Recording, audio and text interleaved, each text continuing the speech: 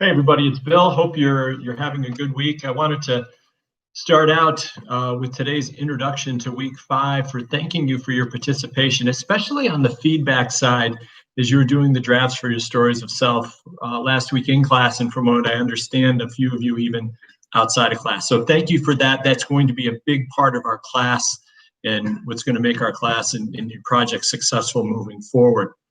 Now, we're coming to the end of the first module of the course, and in that first module, our main task was to create a climate that you would want to participate in so that you're able to be authentic and vulnerable and would enhance the highest level of your creativity. And so we've done that first and foremost by introducing ourselves to each other, right? So your public story that is due on Saturday night kind of highlights your values, what your intentions are, and what you stand for in your own words, right? Because the next thing that we're going to do is that we're going to use that information in conjunction with the challenges that we have for you to start to create your teams that will be the foundation for your projects going forward throughout the rest of the semester. So that will be our start this week of module 2. So to prepare for that,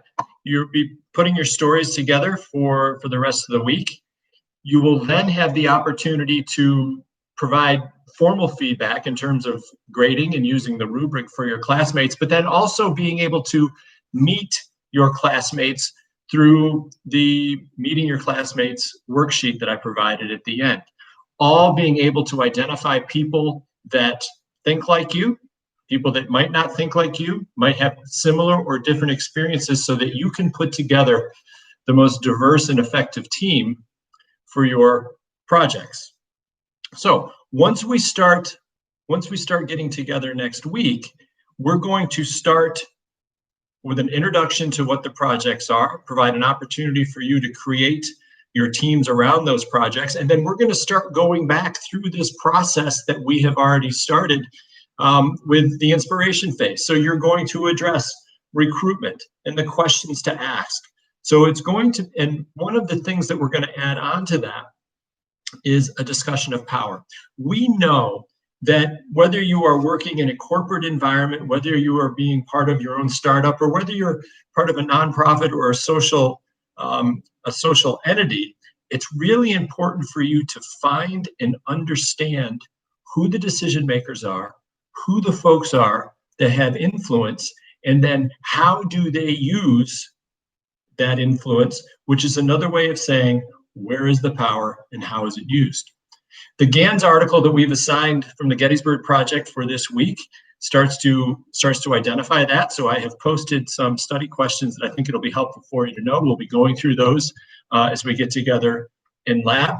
But the other thing that will start to do that goes hand in hand with this early part of the inspiration phase is it starts to give you an idea of the types of questions that you have to ask to identify power and influence and who the faces of power are when you're starting to get background on your project.